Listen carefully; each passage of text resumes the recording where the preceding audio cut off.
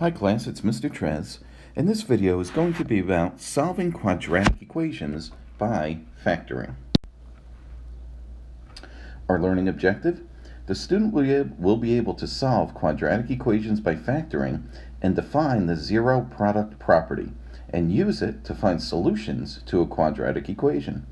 The objective will be met if the student receives a 100% on their Google Slides assignment.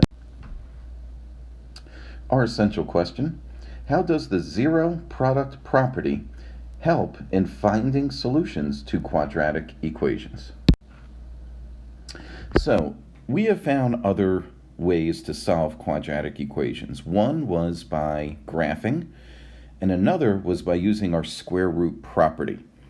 And in both of those cases, we were trying to find the x-intercept, which is also called the root or the solutions. And that is our solutions. So the third way, another algebraic way, is to use factoring. So let's just go through some basic rules of factoring. When our C term, our constant, is positive, its factors have the same signs. Both factors are positive or negative based upon the sign of B. If B is positive, the factors are positive. If B is negative, the factors are negative. Now, when C is negative, its factors have opposite signs. To determine which factor is positive or negative, look at the sign of B. The factor with the greater absolute value has the same sign of B. So now, in order to solve quadratic equations by factoring, we're going to use these steps. So our first step is to set the equation equal to 0, and we must use inverse operations if necessary. Next, we're going to factor. We're then going to use the zero product property, which simply states if the product of two factors is 0, then at least one of the factors must be 0. We're then going to use inverse operations to find solutions, which are also called roots or the x-intercept. Okay, so let's take a look at our first example. So here we want to find the x-intercepts of x squared plus 5x minus 24. So the first thing I want to check is to make sure that this equation is set to 0. And in this case, it is. So now what I'm going to do is I'm going to factor. And as we can see, our C term is negative 24. So since it's negative, and since our C term is negative, we're going to have opposite signs. So we have x plus and then x minus. So now we need two integers. When I multiply them equals negative 24, and when I add them equals positive 5. Well, you can set up a chart like we did in the previous lesson to find the two integers, and in this case it would be 8 and 3. And I made the 8 positive 8 and the 3 negative 3 because we had to get a positive 5 for B, and the absolute value of positive 8 is greater than the absolute value of negative 3. I have more positives than negatives, so we want to keep that as positive 8. Okay, so first thing I did was I factored.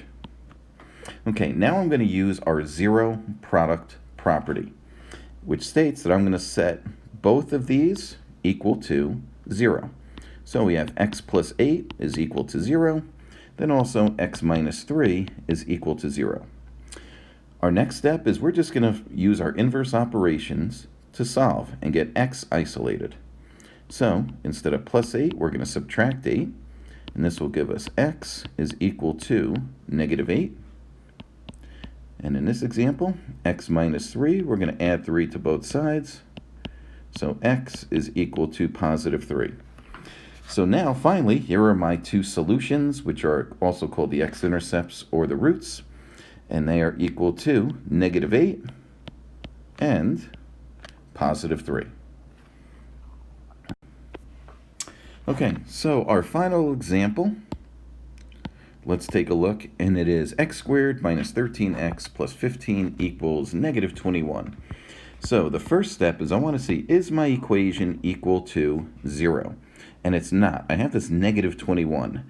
So I'm going to use inverse operations to set this equation equal to 0. So I'm going to add 21 to both sides. I'm going to add it underneath the constant, okay, because those are the like terms. So we have x squared minus 13x plus 15 plus 21 is 36. And now that's equal to 0. Negative 21 plus positive 21 is a 0 pair, so it's equal to 0. So now what I'd like to do next is I'm going to factor. So as I could see, my c term is positive. It's positive 36, which means both of my signs are going to be the same, and it's going to be the same sign as the b term, which in this case it's negative 13. So we're going to have x minus and x minus. So now we have to think, what are two integers when I multiply equal positive 36, when I add them equal negative 13? So you can set up a chart like we did in our previous lesson, but now it would be negative 9 and negative 4. Negative 9 times negative 4 is positive 36, and negative 9 plus negative 4 equals negative 13. So next we're going to use our zero product property. We're going to set both of these equal to 0. So x minus 9 equals 0, and then x minus 4 equals 0. Let's use our inverse operations. So x is equal to positive 9. Let's add 4 to both sides. X is equal to positive 4. And there we have our roots. Our solutions are x-intercepts. They would be 9 and positive 4. If you have any questions, please send me an email, and thank you for watching this video.